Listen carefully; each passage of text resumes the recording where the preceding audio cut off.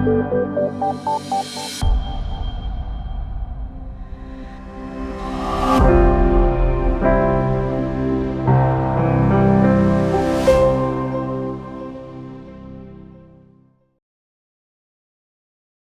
again and welcome back to idtalks. We are back on the fifth season of the idtalks that is organized and brought to you by SALTO Inclusion and Diversity Resource Center. And to start this edition and to present a little bit the overall theme of this edition of idtalks, I would like to pass the floor to my colleague from SALTO Inclusion and Diversity Resource Center, Maria, please. Thank you, Anna, and welcome everybody. Some of you are back with us. Some of you are following us for the first time. I'm really happy actually that we have this online forum to talk about important inclusion and diversity matters. And for next 2 months, so starting today, ending on 2nd of November, with 5 amazing inspirational speakers, no pressure, Mohammad, we will talk about racism and how to address the racism, and especially to reflect on our own practices, our own personal organizational beliefs as well, and also like how we act and what we can do, how we can be actually agents of change. So I really hope that you will be open for discussions, that you will ask questions, that you won't be afraid to go out of your comfort zone. I think because I think that this topic also requests that. It asks for, you know, feeling uncomfortable and maybe having some uncomfortable talks as well. So yeah, be open, be active, enjoy. Use also this forum to meet other people who can help you in your efforts to address the racism. And I really hope that some of our speakers will inspire your practices. It will inspire you to work on changes in your daily work, but also maybe to start and some bigger change and see how we can influence the structures and power dynamics that are there and which are actually really important when we are talking about racism and structural racism. But you will hear about this also later on from Mohammad and from other 4 speakers. But maybe just to say, in case you haven't registered already for all the talks, check them. We will talk about how to combat racism on institutional level. What is the intersection between, for example, race and disability, how to practice anti-racism, also what other forms of racism are there, and especially about hate speech and online racism we will be talking as well. So yeah, I think, Anna, that's all from me. So let's talk. And I give word back to Anna then. Thank you very much, Maria. Indeed, idtalks is also a platform for communication, and use very actively the chat box and introduce yourselves. But also when we start our main part of our today's idtalk, of course, also feel free to address your questions, comments, bring your own examples, because we really want to encourage a dialogue on today's topic. So without further ado, I would like to present you the topic of the day. We are talking today about everyday's racism. For many of us, race is not even a question that crosses our mind. We never question our own race, but for many young people, for many people all over the world, facing racism is a daily struggle. It's affecting their well-being, it's affecting their mental health. It is in their everyday questions and affairs like housing, health, education, and so much more. And today, to talk about it, we have a very, very interesting and inspiring guest speaker from Sundsvall, Sweden, Mohammad Omar. He is a youth worker from the municipality of Sundsvall, 30 years old, and he has been working with young people, helping them to integrate in the new diverse background in Swedish society since 2014. Currently, he's working with the municipality, helping with the reintegration of young people that have criminal background. So without further ado, I would like to now pass the floor to Mohammad. And in the meantime, with Mohammad's permission also, and upon your signal, Mohammad, I will also start sharing my screen for your presentation. Please, you have the floor. Thank you, Anna. Thank you. And do you hear me, everyone? Yeah. Very, very well. Yes, like Anna introduced me, I'm 30 years old and living in Sweden and the north, and 3 hours from Stockholm in a municipality called Sundsvall. And I've been working with youth since 2014 and in different levels, mainly unaccompanied minors with immigrant backgrounds, if you say so, because Sweden has the last 30 years has been a big receiver of international migration due to several reasons, civil wars, climate change, you name it. And what I want to share today is my point of view, my perspective, working with the youth and with different backgrounds, and when it comes to the Swedish youth work. And I'm a youth worker and professional youth worker. And I will start on this topic right on. And if you have a question or something, so don't hesitate to, jump in and ask. But I will go through everyday racism, and I'm going to structure it in different levels. I'll start with health, housing, education, and employment, political representation, and conclusion. Yeah, and first of all, I want to mention and thank you for this opportunity, Maria and the rest of the crew. Now we'll start on the presentation. And my first go is on health. And in Sweden, there is a big housing segregation or a housing problem.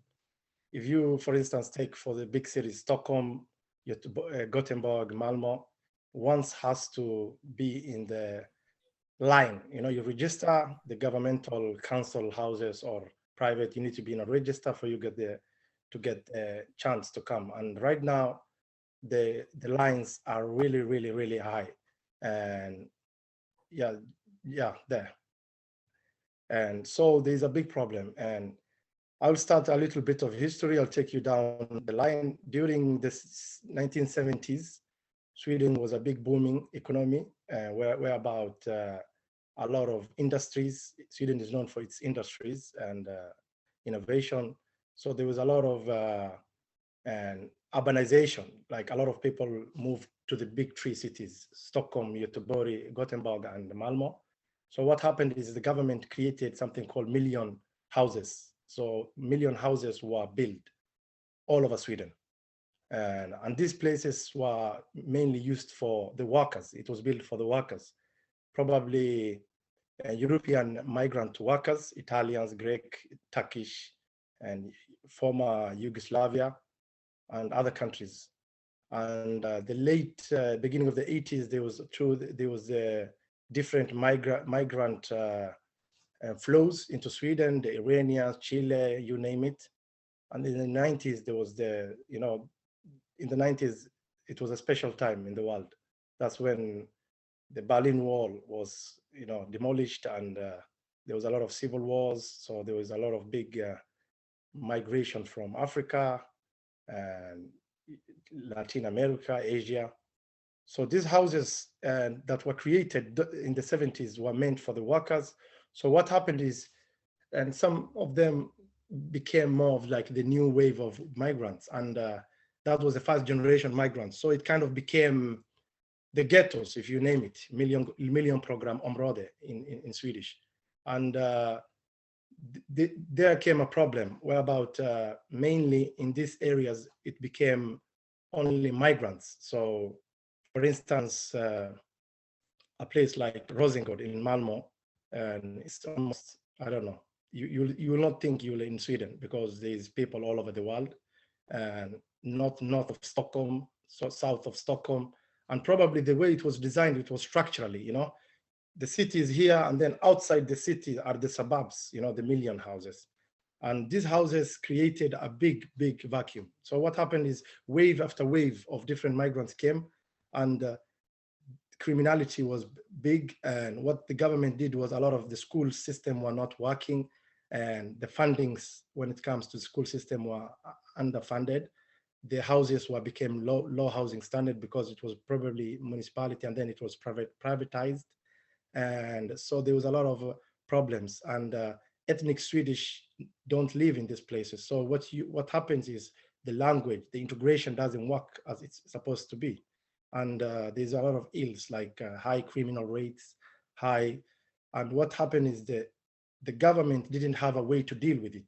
For instance, the police, and when they visit these areas, they classify as no-go zones, and recently they had like new laws that visitation zones, like if you are in these areas, you can be stopped by the police for no reason, and they have a reason to just, check you up to see if you have something on you, and so it's like, it became like there's two societies, when you're in uptown Stockholm and when you're in downtown Stockholm, there's two different realities. And the narrative that's happened is, and there's a lot of young people who are angry, frustrated by the system, and living in a 3-bedroom with 7 kids, a mother who doesn't have work and who lives by the welfare system. So there's a big gap. So as a youth worker, on a daily basis, we see frustrated young kids, 17, 16, 14, 15 years old, who see the police as enemies, while the police department in Sweden is ethnically white male, 40 years old to 50 years old, who lack the social skills, the cultural orientation to deal with these migrant kids. So it became really, really bad, and the ambulance services cannot don't have access to the health system is really bad, and for you to get an operation, and maybe you might need to be in the line for 1 year, 1.5. So for instance, if someone has a cancer or some big operation, it doesn't work like that. Privatization is really, and the worst thing is this, where the racism is coming, is like these people who live in this are really the guys who do the low-end jobs, the drivers, the taxi drivers, the under nurses, the cleaners, the security guards come from these places. They pay tax, but we don't get that tax returned. So what happened is the banking system, the government services, all of it are dilapidated, and they move from these areas. So it creates a big problem, and it all trickles down to socio-economical problems. And so when I go to education, for instance, the classes are overcrowded.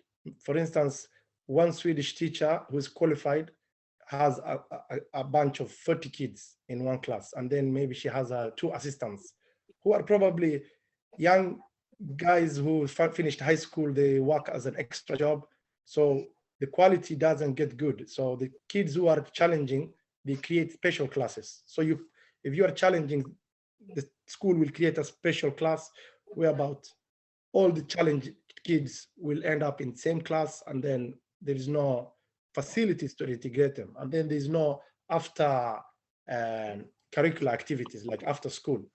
So what happens is, in these areas, young kids lack mentors. They lack local heroes.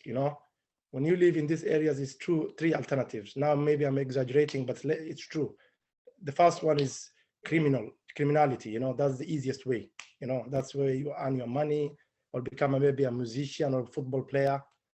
There's no alternatives like coding, for example.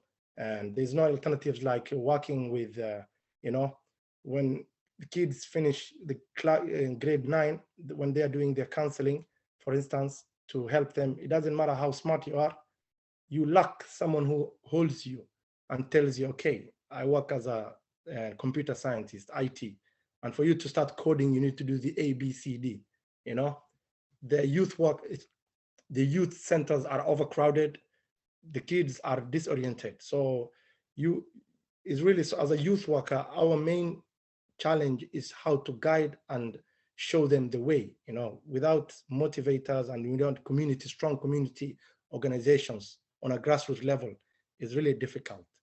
And when it comes to employment, and for instance, when you try to help them with writing the CV and the personal, you know, letter to different companies, maybe summer jobs, you know, because in Sweden during summer it's a cold country, and during summer, and most of the Swedish, you know, working class, they travel, but kids we work with, they don't have the opportunity to work because maybe their parents go to school learning the languages, they are on welfare system. So they are like idle from June to August. That's like the summer time. And so we try to help them summer jobs to have an occupation for, you know, like you say, an idle mind is a devil's workshop to curb them, you know, taking the wrong way.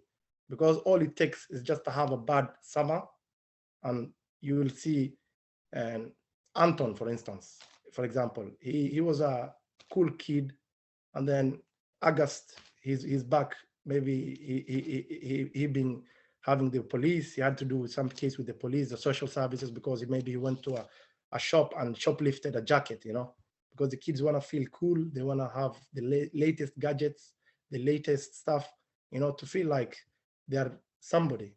But that alternative, where do they get? It's through criminality, you know, that's where they get the love, quick money. And the drug is a problem, the shooting, the gang violence. So what the police lack is to curb this stuff, because what we do is like, we are more of like a fire, you know, we're trying to curb the fires, but we need to have prevention mentatives. So when we are helping them to write the CV and personal, they lack the contacts, the natural contacts. You send maybe their CV to IKEA or these companies, H&M, and you name it. They don't, just the name Mohammad, you know, or maybe Abdi or Bakari, you know, from there you already, just the name, you don't get the chance, and like a blonde Swedish young 16-year-old kid will get, you know. So you lack the opportunities. Opportunities are there, but no one gives them, no one trusts them. You know, these municipalities, they have like 400-500 jobs to these kids. And maybe in a city of, for instance, my city is 100,000, and maybe 20,000 are kids from maybe 15 to 30 years old. So how do you give opportunity to these people? So it's really, really tough. And as a youth worker, those are the kind of challenges we meet. For me, that's structural racism, if you ask me, because when your name says all and then your CV ends up in the dustbin, that's really, really, and then how do you motivate, you know, how do it doesn't matter if you're good in school or you do what it takes, but still you're not getting the chances. And then we have like push factors, pull and push factors, you know, pros and cons. The cons are the gangs, they're there to recruit these young kids, you know, with love, with fake, you know, this material stuff, you know. So the schooling system, it doesn't work. The budget cuts, we pay a lot of taxes, but the taxes don't come back to our areas, you know, in these so-called million program areas. And the qualified teachers don't want to work in those kind of schools, you know, where there's challenges, problem schools, you know, who are there. So what happens is the rich, the middle class take their schools to private schools, you know, they have the access, they have the resources. But these kids they don't have the resources. They don't having the political, the social, the cultural connection for them to succeed. So there is a big problem. And what they lack is lack of success alternatives, you know. And when it comes to, that was employment. And when it comes to political representation, for instance, and these areas have one of the lowest level of active citizenship. People don't participate in elections. For instance, now is really a special time, this time. I think in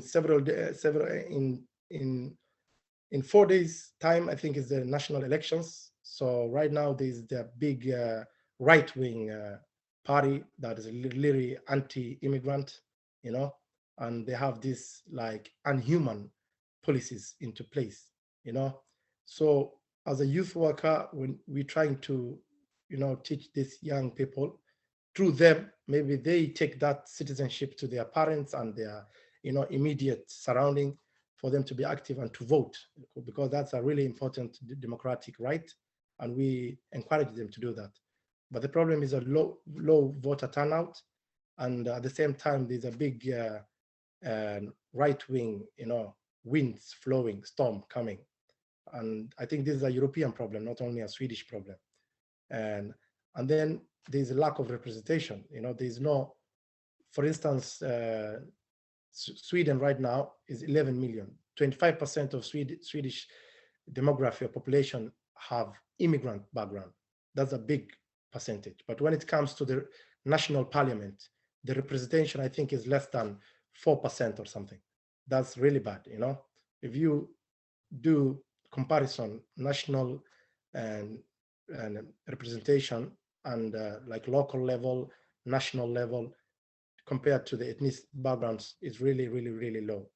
And those stuff has to change, because I think it has to start in a structural level for it to come on a local and personal level. Yeah.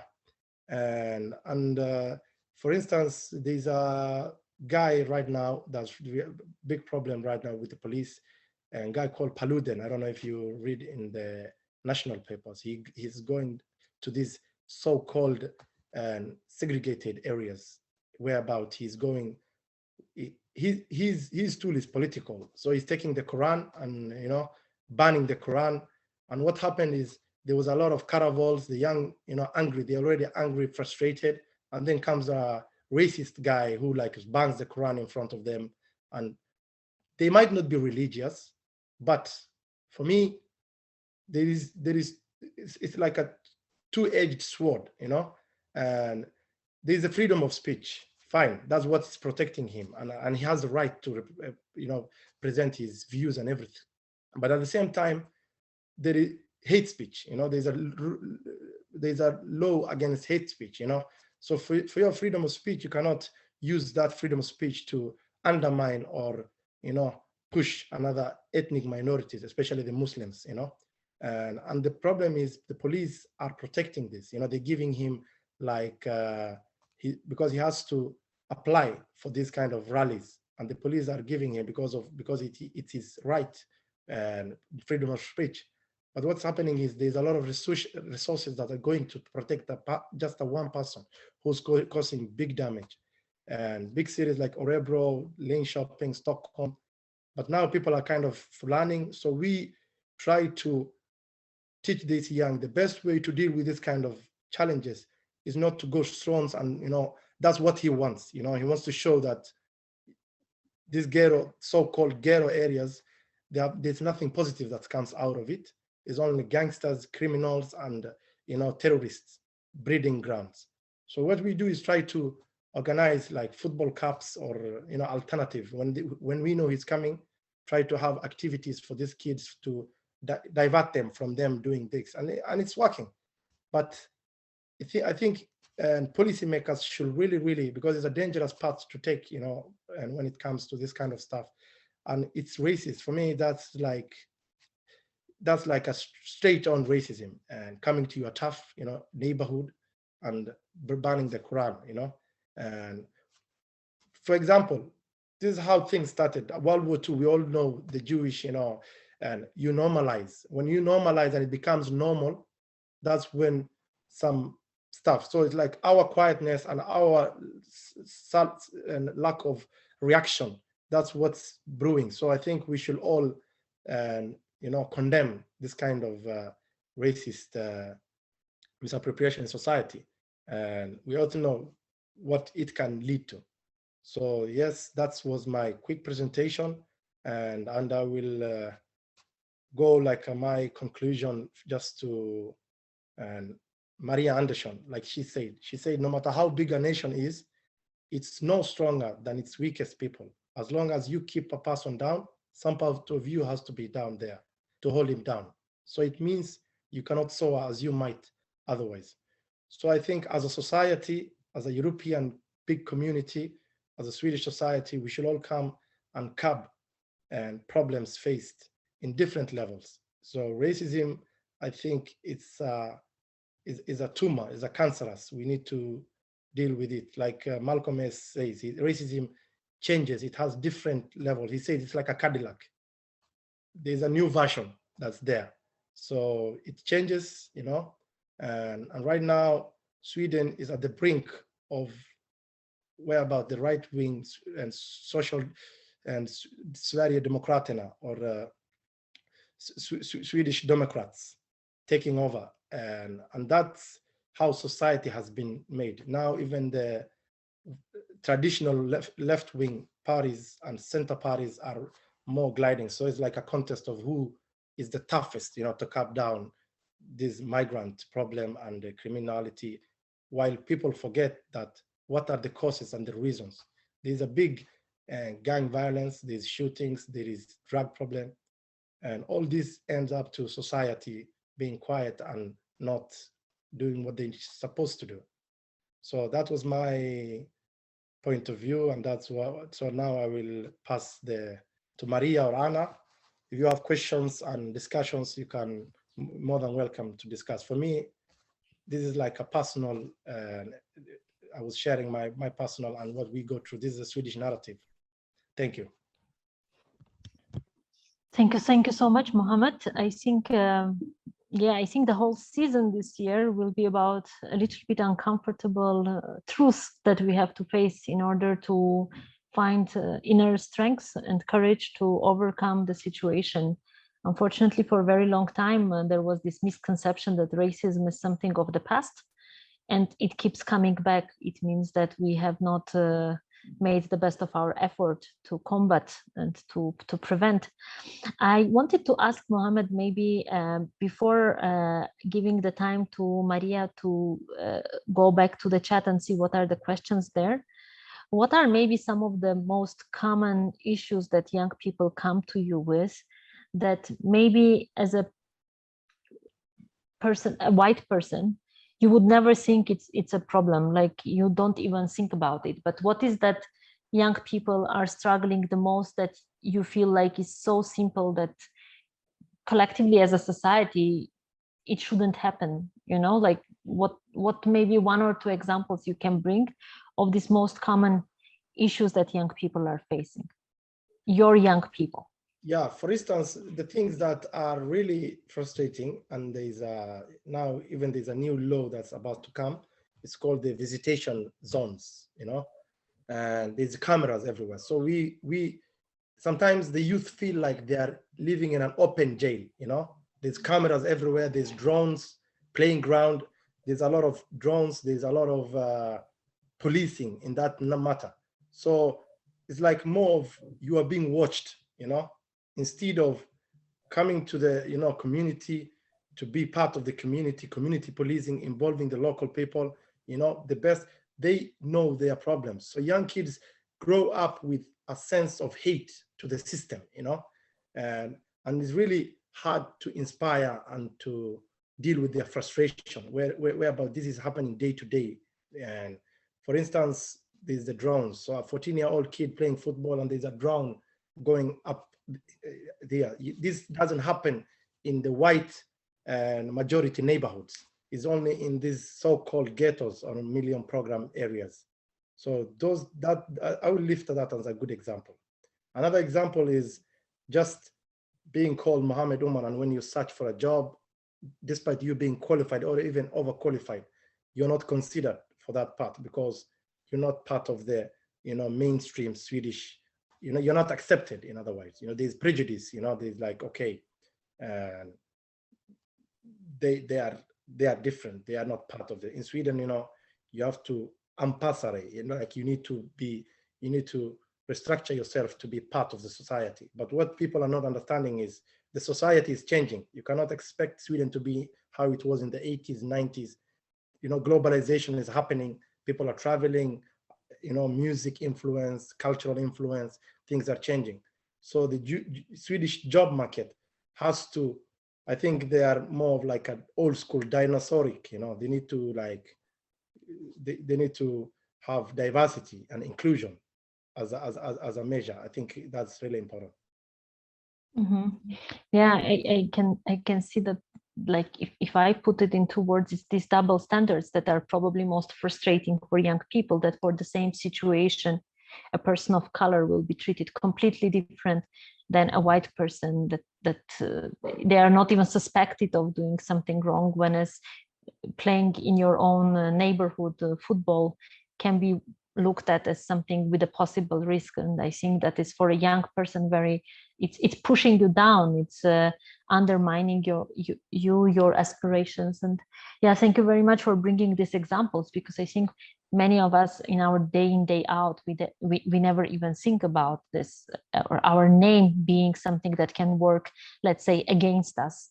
Yeah, so thank you very much for bringing these examples. We had a quite active discussion in the chat and presentation of our participants from all over Europe, from very, very different places, and thank you very much for that. But I also have a feeling we had a couple of questions there, so I would like to ask Maria to maybe bring these questions to your attention. And for our first time ID talkers, I would like to remind you that at some point, just after answering this couple of initial questions, we will have more time to discuss and to come back with more suggestions, questions, and comments after breaking out to smaller rooms. So for now, I would like to ask Maria to bring to our attention these first initial questions, and then we take it from there. Thank you, Anna, and congratulations, Mohammad. Your presentation was very nice, and indeed the chat has been very active. We have people joining from Greece, Egypt, Armenia, Romania, and a lot more countries. So thank you for writing us in the chat, really amazing. And of course, we have people joining with different professions. We have founders of small NGOs, people who are directly working with refugees, and also we have some representatives of the municipalities. So that is really, really nice. I have made some notes of the comments, and I will read you, Mohammad. And would you prefer for me to read you the comments one by one and answer a little bit of those, or should I read everything and then you take your time to answer? Yeah, I think you can take 3 questions at a time so that I can take it on a go. Okay, easier. Perfect. Then I will read, and then you can decide how to elaborate your answers. Yes. So the first comment comes from Jenny, and she's writing that she really likes the term cultural orientation, such as like they lack cultural orientation, like how we would say sexual orientation. That's one of the comments. Yeah. Right.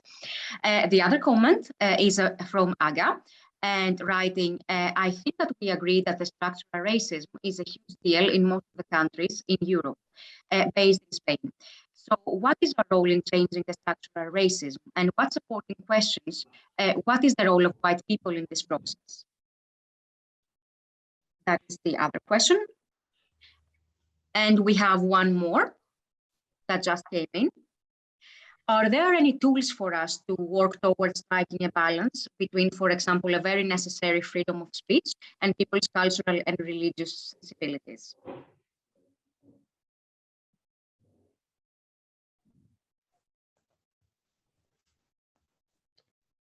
Yes. If I take Jenny's cultural orientation, like I mentioned, and people who what is needed is obviously, for example, you are immigrant, you come to Sweden, you do something called samhällsorientering. You learn the Swedish way of life, you learn the language, you learn the European Scandinavian way of life. That's good. But I think when it comes to the structural level, and the new migrants, or new Swedes, I'll put that way. I think it's more politically correct. What is needed is understanding and tolerance, and cultural education, cultural orientation, especially for decision makers, school teachers, the police department, the health sector, you know, there's a language barrier. Maybe put resources on translators and put out their material. Sweden is really doing good when it comes to that. For example, the National and Försäkringskassan, National and Social Security Agency, they have like, when you go to the website, you can choose English, Arabic, or Swedish, you know, just, we need a lot of information out there. I mean, like the National LA, Swedish National NA, the Myndigheterna för civilsamhälle, they have a lot of this kind of grassroots and funding where they, you know, municipalities do a lot of that. But what lacks, I might feel, is people who are in position of power, the policymakers, the politicians, the government workers, people who put these policies into place need this cultural orientation and know-how, because some laws are racist. For example, this law that's about to come, you know, the visitation and everything, it's straight out racist, if you ask me. You know, it lacks concept, it's really dangerous. So I think people of power should be educated, you know, for them to have or people of color, you know, these highly qualified, you know, society has to, it's like a mirror, you know, society, all types of like the LGBT community have to be represented for them to create their own policies, and the migrants, the people of color have to be in these places of power for them to, you know, help draft right policies and right measures. And the second question, if I didn't, role of white people, I think it's allies, you know, we need allies, and let people of color, you know, when we lift our problems, you need to like, you don't need to like, you know, come up, or we need to be like more of, from this perspective, you know, allies. I think the more allies we have and the more understanding, the better it is. And that's what society is all about. At the end of the day, we all bleed red blood, you know, we are the same race, human race. And freedom of speech, I agree. The freedom of speech is really important. And that's a really main structure, main tool of our democratic society for it to function. But they have to be fine-tuned, you know, and going to these so-called suburbs, segregated, and burning down the Quran, I don't think that's, for me, I will not classify that as freedom of speech. That, for me, that's a hate speech. So yeah, that's what I will, that's my feedback. Thank you. Thank you, Mohammad. Is it okay if you change a little bit your camera, because we are losing a little bit of your head? Oh, very nice, very nice. Thank you. And we have two more comments coming now. Probably we are starting a lot of discussions.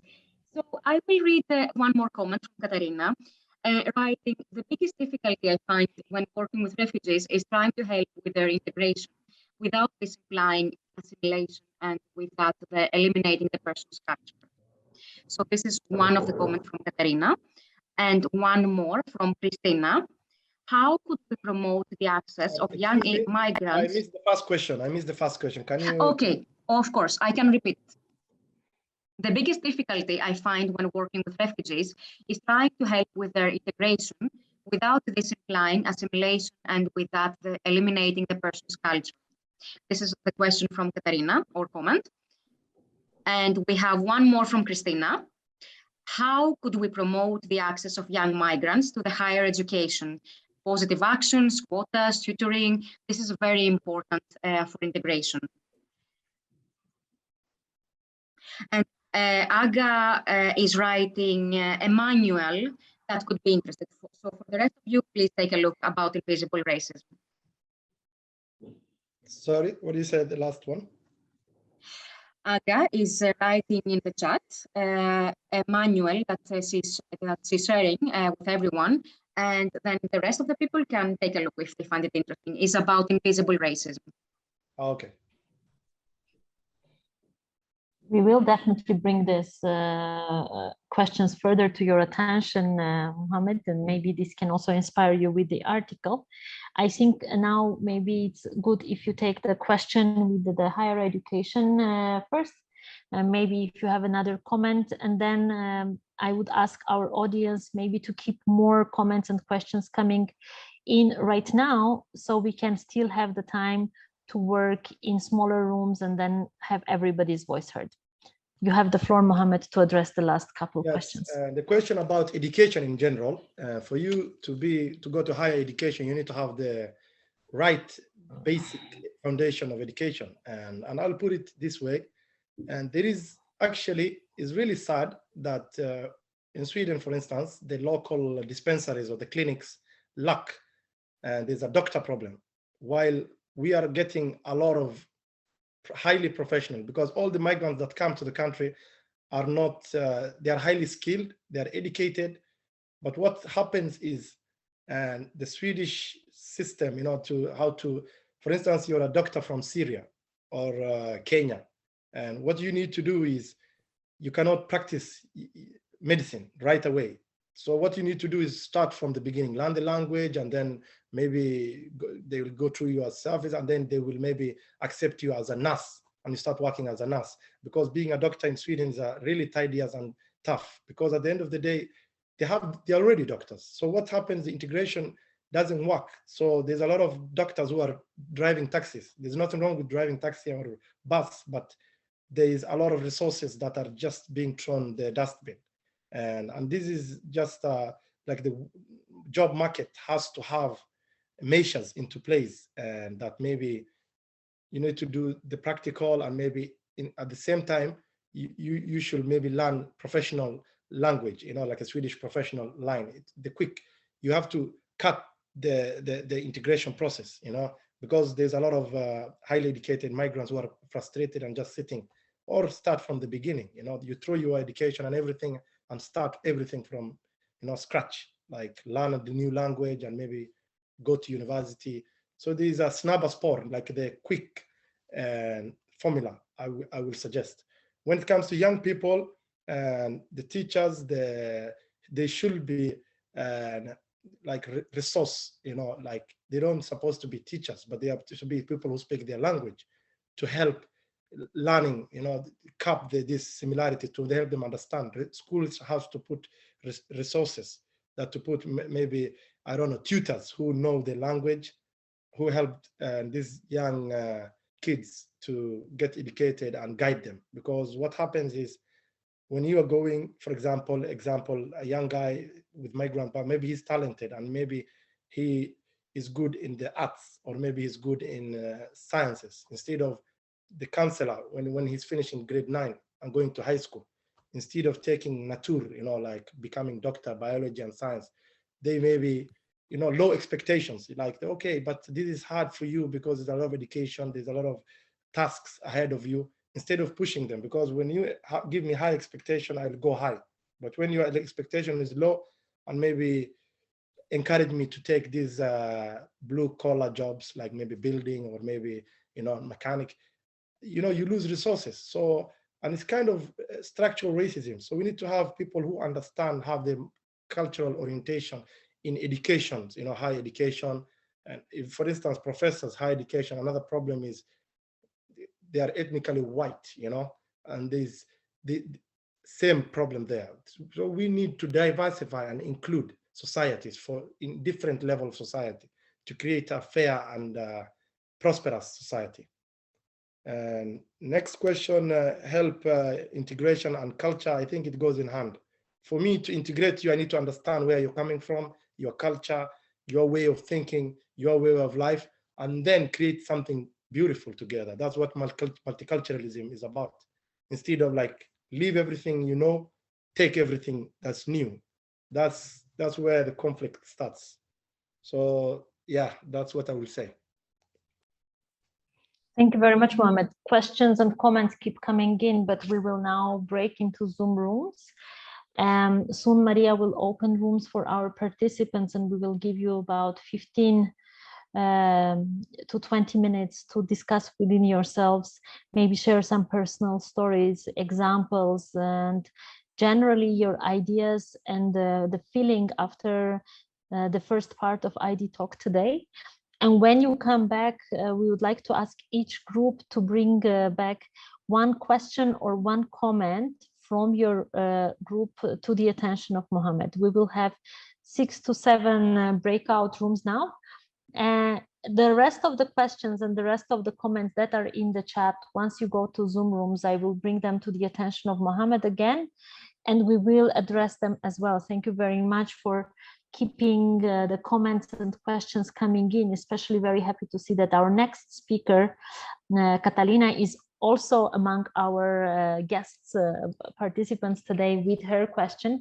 So we will address your questions and comments as well. But for now, if we are ready, Maria, we could go offline. First, we take the remaining questions from the chat very quickly. And then what we can do is that we will be listening to your questions from each room and then consolidating them all, like taking all 6 questions at once, or reactions or comments. And then Mohammed will answer these questions coming from the Zoom rooms.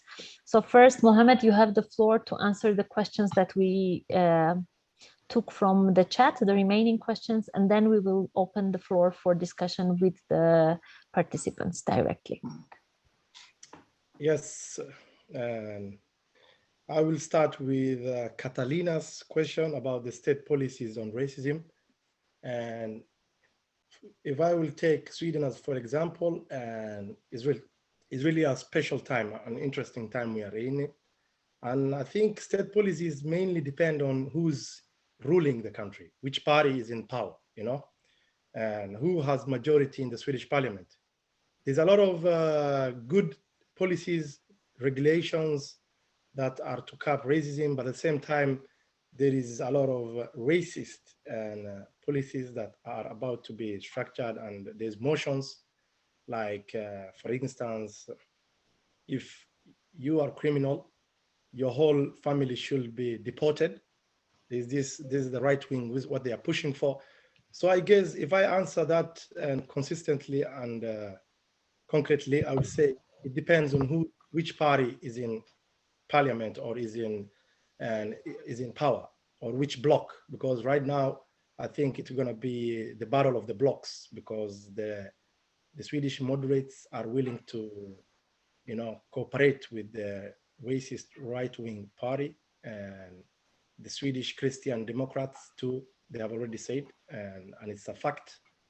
And so if they create a collusion, and chances are high that there will be a lot of laws and policies that are racist. We can already see, and there will be a high policing. You know, there will be high, in the name of curbing criminality doesn't mean you militarize the police, you know. So I will say it depends on who is in power. The next question, who do we work with? And as I said, Sweden is a melting pot. So, and where we work is our youth centers and youth structures. You know, back in the days, it was mainly unaccompanied minors and some commander, and they were this, and this is, I think, is a European thing. Like, and probably it starts from Italy. You know, the entry points of Italy. You know, the Northern African corridor, where about a lot of migrants take that route with Afro background. And then there's the Greek route, Turkey-Greek route, that's more a lot of Asian and immigrants. So probably a lot of Asians and Africans, and probably Eritrea, Somalia, Congo, and West African countries such as Gambia, Senegal, Nigeria, and there's Rwanda, Burundi back in the days. And then, yeah, so those are the main groups. And then when it comes to Asia, there was a Syrian crisis, as everybody knows. There's a lot of Syrians, and there's Afghanis, and there is Yemenis now, and there is Iraqis and Lebanese that came early. So it depends on the world structures. And right now, I forgot a big group too, and from East Europe, the war in Russia, Ukraine. So there's a lot of Ukrainians too in Sweden. So yes, those are the main groups that we have or deal with. And there was I didn't understand quite well. There's this society architect, and I'm reading the chat. There's an architectural student. So can you take please that question or specify? I didn't get it right away. Like Paula, maybe you can give your question yourself. You can voice your question. Unmute and join. No, it's actually just, I think I found it really interesting that you mentioned that even in Sweden, in Stockholm, in the city itself, immigrant communities live separately from, let's call it the mainstream Swedish. And I think while there is definitely need on the policy level, personal level, educational level, it just made me think in terms of spatial organization of like how, because space also is a problem, that these communities are actually not really dispersed, but all together. So I was wondering if you think there is any opportunity that could rise from creating better spaces for immigrant communities who come in or who want to be integrated. Does it make sense, or it's long? Yes, and like I'll put it in two ways. I'll put it in opportunities, like there is a lack of housing in the big cities. That's like that's a global phenomena. If you visit Madrid to London to Paris, you name it, Stockholm, there's a problem by urbanization. Everybody wants to move to a big city. There's opportunities, and that's not good for migration, because you go to these areas because it's cheap to live in these areas. So you kind of self-migrate yourself. There's a lot of immigrants who choose to go to this, because what Swedish government is trying to do is like send people to small cities in the north and in the, you know, not the main big cities, Malmö, Gothenburg, and Stockholm. So when you be placed, you can choose whatever place you want to live. So you end up in this so-called suburbs, you know, where there's predominantly migrants. So it's an architectural thing, yes, because in the 70s, when these buildings were created, it was structured outside the city. This is the city, and then there's the outside of Stockholm, for example. So there's like a suburbs, and then it was mainly working class, and then some of them did what's something called klassresa. They got educated and get a good opportunity, and so at the end of the day, it's how much you earn, and then maybe buy house or apartment in these areas. But what happens is most migrants cannot afford to buy houses or move to so-called majority Swedish areas, because it's highly expensive, and there's no maybe houses for rent, if I may say, or municipalities don't have houses like council houses, you know, that are huge. So it's not quota. It's like what decides is your pocket, how deep your pocket is. So if you don't have good paying job, you cannot live. You are stuck in these areas, and you can't choose. Then there is the strategic. What's happening too now is a lot of privatization of government areas. Like before, these subsidies, you know, the government tried to subvention the housing, but what happened is there's a price rises. You'll see maybe a 2-bedroom house in Stockholm is almost 1,400 euros or 1,300. That's a lot of money, you know, even if Sweden pays better compared to other countries. But so what happens is you need to move to maybe outside Stockholm for you to get a cheaper. So the more outside of Stockholm you live, the cheaper the rent and the less opportunities you will get. So people, is the work that's pushing them. They need to, so it's like this crowded. The houses are crowded. You will see 2-3 bedroom, a family of 8 living in that. It's really crowded.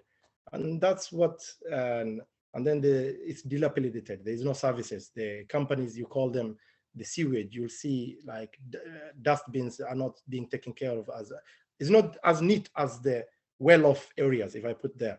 So it's, yeah, from the beginning, it was structurally architectural. I think the engineers who designed these places didn't think like that long, because right now, but but there's a flip side to it. There's gentrification. Some of these areas are cool because of the culture, the restaurants, there's the you know, the international feeling. So the young people go to party in these areas. You know, all of the best rappers come from these so-called ghettos. One of the best and creative people, you know, the social influencers, the famous football players like Zlatan Ibrahimovic, everybody knows. He's from these kind of areas. So it's popular, it's dynamic, but the problem is multifaceted, you know? So yeah, it's all down to societal architectural problem from the beginning, but there's gentrification too. Then houses are being privatized and they are sold. So people have to move out, or else you have to pay and like triple what you are paying for the like rent. So yes, that's how I will take it. I think I've talked a lot. I think I hope I've answered. Yeah, maybe it's time for hearing other questions. And thank you very much, Paolo, for the question.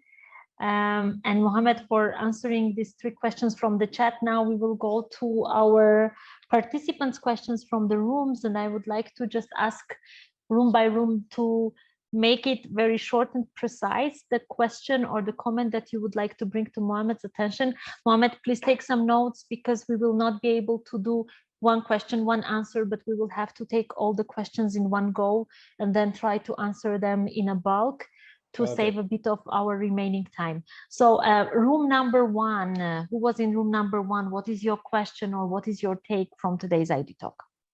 We don't have any question because we wrote in the chat. Yeah, thank you very much. No further questions. Question number, room number 2, Zoom room 2. Maybe I was in the room too. I don't know. Hi, everyone. Let's take it, Catalina, please. So we discussed the question that I already put in the chat about state policies, and also we discussed about the situation that are similar with Sweden situation, with what Mohammed shared with us. So yeah, that was our discussion about the similar situation in Romania, Italy, Egypt. So yeah, facing this situation are faced by people for their last name, they are not white, let's say. Let's put it in this way. Yeah, thank you very much. And we are happy to know that this resonated with your group and you could discuss it further.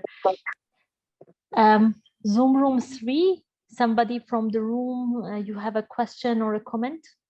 Or Zoom room 4? Whoever is ready, please unmute yourselves and bring your question to our attention. Please, yes, Irene. I can tell my question. So thank you, Mohammad, for your experience and what you talked about. What I'm interested in is to get to know what was it that inspired you to become a youth worker, because I know as a youth worker, you had the possibility to make a big impact and change in the local community. Thank you for a very, very important question, Irene. Other questions maybe we can take? My question would be, do you and your organization work for the mental health of immigrants? Do you guys do something for that, specific things for their mental state, their mental health? Thank you. Thank you, Sema, for the question. Do we have more questions from the audience? We are maybe able to take 1 or maximum 2 more. If you unmute yourselves, you will have the floor, please. If no, If no, there was 1 more question in the chat that I will bring to your attention, Mohammed, and then maybe you can go ahead and answer those that you already have. This is about from Rosanna, a question. She also works in a youth office in a town in northern Italy, working for public administration that does not accept, for right-wing political reasons, that the youth office work to include young migrants. How can they continue to do their work in youth policy? Because it is very difficult if they don't have a mandate or like permission from politicians to do it. So what can we do beyond the political framework on our individual professional capacity? You have the floor, please, Mohammed. We have about 5 minutes to answer all these important questions. I'll try to wrap it up as best of my ability. First question from Lati and Finland. And what inspired me, I would say, I was that youth that I was describing. I was that youth, you know. And I'm 30, but when I was young, it's the same frustration we were facing. But right now, like Malcolm X said, it comes with different versions. It's like a Cadillac, you know, there's a new version, you know. And back in the days, we used to, like, we lacked spaces to meet, to do things. So we used to, like, you know, rowdy, you know, like you do what you could do, you know, kids from all over. And then I will say, I will lift a youth worker that today runs the municipality of Sundsvall youth department, Mona Strolling. She was our guardian angel. I remember during winter, it's cold, you know, the migrant kids do not play hockey and these ice sport games. We like to play football. So, and the halls were closed and everything, but she was somehow stubborn, you know. She was like, okay, I hear what you're saying, but I have a difficulty, like, you know, fixing places, because that's where the inner band, you know, flow of plays, the hockey, the basket. So she kind of fixed 2 hours every Friday, I remember. And this was like the highlight of the week, because, you know, you will meet your friends, sweat in the middle of the night, play football, you know, it's like a place to ventilate. So, and then we did a lot of Erasmus and, you know, student exchanges, you know, you kind of open up your horizon. And she was actually the one who inspired us. She could talk to us in a different way. She could motivate us. We could go to her office. I didn't need to. In Sweden, it's really structured. If I want to meet Anna, I have to write a mail and tell her, okay, when are you come? But she was like, the door was open. You know, we could just go there and say, what? And right now we need to do this and that. And she used to always listen to our ideas, structure it, and tell us, okay, but you know what? You can be the change you see. So you can, like, structure your stuff and then write a project and write the project proposal, and then maybe the politicians will and fund it. And that's how our Erasmus idea, for example, came. You know, it was about youth leadership, how to lead, how do you lead yourself to lead others, you know, what kind of challenges. And then we did a project with a same project in Lisbon, and it inspired us. So I think I find myself, I don't know how I came to this, just it happened, you know. Second question, mental health. There's a lot of migrants, like they have been through a lot, you know, PTSD, you know, they experienced war, they experienced some terrible stuff. And then when they come to these institutions, you meet them, it's easy, you don't understand what they're going through. So that's why I'm not a professional. That's why what we do mainly is through schools, you know, there's always, if you see maybe some kid is violent, you know, likes to fight a lot.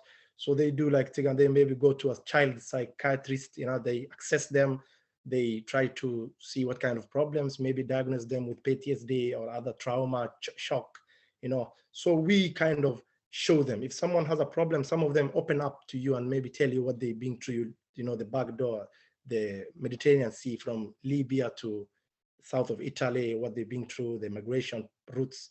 So we try to, it's the same way, in some of them were being tortured, you know, and political asylum seekers, what they've been through, and they're afraid of the system. They cannot go to the social worker and tell them this stuff. So we are the avenues. They open up to us, and I, with their you know, acceptance, because it's important to give them the personal space and integrity. So we can channel them to the right professionals. That's how we deal with mental health. About and how to include young migrants and the northern Italy. And I will say, you need to be brave, you know, you need to be part of the, especially if this is like a message to my fellow youth workers. Sometimes society has some policies into place that are really inhumane, are really, so if you see from a societal perspective, if we cap this, prevention is better than cure, I will always say. you know, to prevent crime rate going up, you know, shootings, drug problem, and, you know, terrorism, you name it, radicalism in every way, right wing, left wing. We need to be brave. We need to show this. If you cannot do nothing, just give them hope. You never know your words, what magic it can give to a young mind who's growing up. So never give up despite the challenges. I understand and sometimes some politicians are really hard to work with, you know. They tell a lot, they talk about, they promise a lot, and then reality is something else. So I would say be brave and you're the first line of defense for these youth. So yeah, try to inspire them. If you cannot have the society and structures or and materials or, you know how, just by words, you know, listen, give them a listening ear. So that's what I will say. So thank you a lot. Thank you so much, Mohammed. I think I was thinking right now that you mentioned many times during the preparation, even today before we started, that you are not expert on this, but I think there is no way to be an expert unless you are in this, unless you are personally in this, unless you are every day working with young people and sharing their struggle. And it's so symbolic somehow that there was once a person that lifted you up and now you are in this position. And I hope that as a society we can grow stronger together to become this helping hand for one another. We never know what is the limit of our capacity unless we actually do something. So thank you very much for your talk, but also for the incredible work that you are doing for young people in Sweden, and for this example that you are for young people throughout Europe through this webinar, but also through many other encounters that you have in international youth work. So thank you very much. And thank you very much to our participants that keep sending more questions and more comments here. We would be absolutely happy to spend more time to address them all, but unfortunately our time is coming close to its end. But we will bring all these comments and questions to the attention of Mohammad, and possibly also try to include it into a follow-up article that is coming after the ID Talks.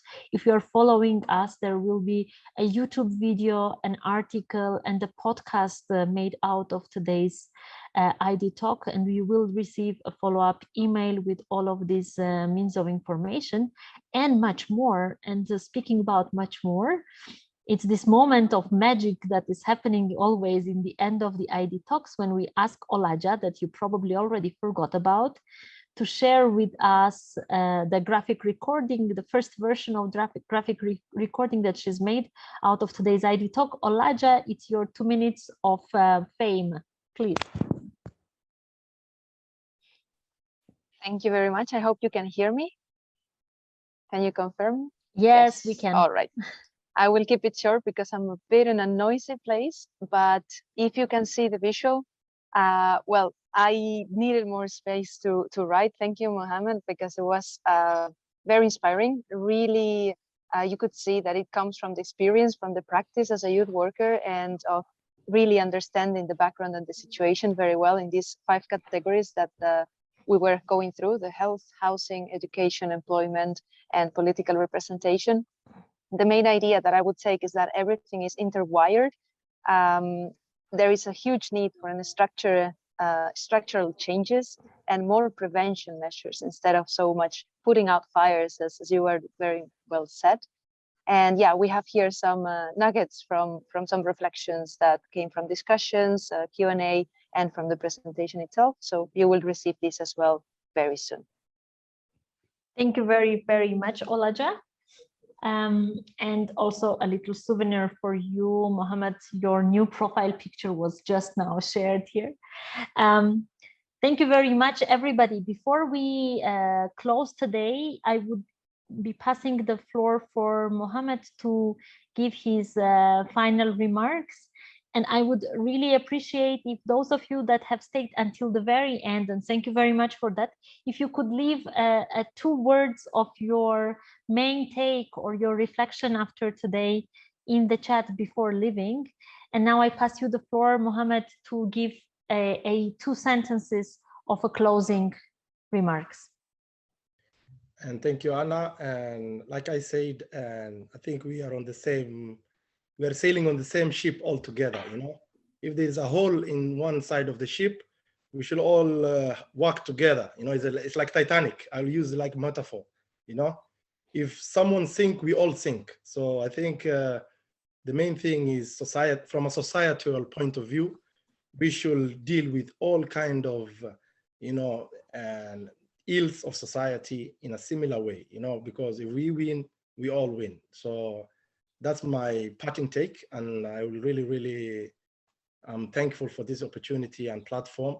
And yeah, I think if it was not, it's not easy, but it can be done. I'm optimist. So thank you.